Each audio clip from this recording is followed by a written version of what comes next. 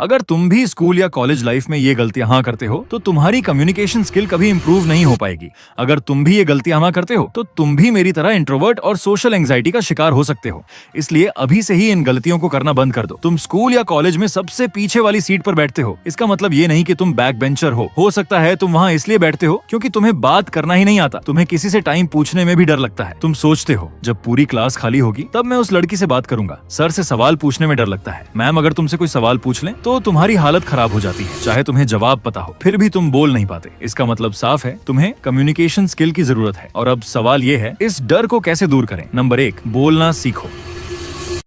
मैंने बहुत सारे यूट्यूबर्स की वीडियो देखी हैं जहां लोग कहते हैं कि कम बोलना सीखो, और इसी वजह से लोग हर वक्त चुप रहने लगते हैं, कहीं ज्यादा बोलने के चक्कर में इंसल्ट ना हो जाए। इसी सोच के कारण स्कूल और कॉलेज के स्टूडेंट्स भी बोलने के बजाय चुप रहना ज्यादा सुरक्षित समझते हैं। लेकिन सच क्या है, बोलना सीखो लेकिन बिना सोचे समझे मत बोलो। कम्युनिकेशन का मतलब सिर्फ ज्यादा बोलना नहीं होता, बल्कि सही जगह पर सही बात बोलना होता है। अगर तुम हमेशा चुप रहते हो तो दुनिया धीरे धीरे तुम्हें इग्नोर करना शुरू कर देती है। टीचर को लगता है तुम्हें कुछ नहीं आता, दोस्तों को लगता है तुम एटीट्यूड दिखा रहे हो, और धीरे धीरे तुम्हारा कॉन्फिडेंस तुमसे दूर चला जाता है। इसलिए आज से एक छोटा सा नियम बना लो, रोज कम से कम 5 नए लोगों से एक एक लाइन जरूर बोलो। जैसे, भाई आज का लेक्चर समझ आया, असाइनमेंट कब जमा करना है, टाइम क्या हुआ है, ये क्लास कहाँ लगेगी। शुरुआत छोटी रखो, कन्वर्सेशन अपने आप बड़ी हो जाएगी। नंबर 2, बैक बेंच छोड़ दो। अगर तुम हमेशा पीछे बैठते हो तो तुम खुद को सेफ जोन में डाल देते हो। पीछे बैठने के 3 नुकसान हैं। पहला, टीचर तुम्हें नोटिस नहीं करता। दूसरा, तुम सवाल पूछने की हिम्मत नहीं करते। तीसरा, तुम ज्यादा डिस्ट्रैक्ट होते हो। कल से एक काम करो, हफ्ते में कम से कम 2 दिन फ्रंट या मिडिल बेंच पर बैठो। पहले दिन अजीब लगेगा, लोग देखेंगे, दोस्त मजाक भी उड़ा सकते हैं, लेकिन याद रखना, जो लोग तुम्हारी ग्रोथ पर हंसते हैं वही लोग बाद में तुमसे इंस्पायर होते हैं। नंबर 3, डर को समझो। सबसे बड़ा प्रॉब्लम क्या है? डर। लड़की से बात करने का डर, टीचर से सवाल पूछने का डर, स्टेज पर बोलने का डर, लोग क्या सोचेंगे इसका डर। लेकिन सच क्या है, लोग तुम्हारे बारे में उतना नहीं सोचते जितना तुम सोचते हो। सब अपनी लाइफ में बिजी हैं, तुम गलत बोल दो, अटक जाओ, गिर जाओ, 2 मिनट बात होगी, फिर सब अपने काम में लग जाएंगे, लेकिन तुम उस घटना को सालों तक याद रखोगे। इसलिए एक बात याद रखो, शर्मिंदगी थोड़े समय की होती है, लेकिन पछतावा जिंदगी भर का होता है। नंबर 4, 30 दिन का चैलेंज। अगर तुम सच में अपनी कम्युनिकेशन स्किल सुधारना चाहते हो तो ये 30 दिन का चैलेंज फॉलो करो। पहले 7 दिन रोज 10 मिनट शीशे के सामने बोलो, अपना परिचय दो, अपने लक्ष्य बताओ, किसी भी टॉपिक पर 2 मिनट लगातार बोलो। 8 से 15 दिन रोज किसी एक अनजान इंसान से बात करो, छोटी सी ही सही, बातचीत शुरू करो। 16 से 23 दिन क्लास में कम से कम एक सवाल जरूर पूछो, चाहे जवाब पता हो या नहीं। 24 से 30 दिन किसी ग्रुप डिस्कशन में शामिल हो जाओ या प्रेजेंटेशन के लिए वॉलंटियर करो। 30 दिन बाद तुम खुद अपने अंदर का बदलाव महसूस करोगे। नंबर 5, लड़कियों से बात करने का डर। सबसे ज्यादा सोशल एंजाइटी यही होती है। सच सुनो, लड़की कोई एलियन नहीं होती, वो भी एक सामान्य इंसान होती है। तुम इम्प्रेस करने के दबाव में रहते हो, इसी वजह से अजीब व्यवहार करने लगते हो। इम्प्रेस करने की जगह कनेक्ट करना सीखो। सरल तरीका है, मुस्कुराओ, आंखों में आंखें डालकर बात करो, साधारण सवाल पूछो और ध्यान से सुनो। और सबसे जरूरी, ओवर थिंकिंग बंद करो। नंबर 6, ओवर थिंकिंग का इलाज। तुम घर आकर सोचते रहते हो, मैंने गलत बोल दिया, सब मुझे जज कर रहे होंगे, कल से मैं किसी से बात नहीं करूंगा। ये सब तुम्हारा दिमाग तुम्हें सेफ रखने की कोशिश कर रहा होता है, लेकिन ग्रोथ सेफ जोन के बाहर होती है। जब भी ओवर थिंकिंग आए तुरंत लिखो, मैंने क्या कहा, लोगों का रिएक्शन क्या था, क्या सच में इतना बड़ा मुद्दा था। 90% मामलों में जवाब होगा नहीं।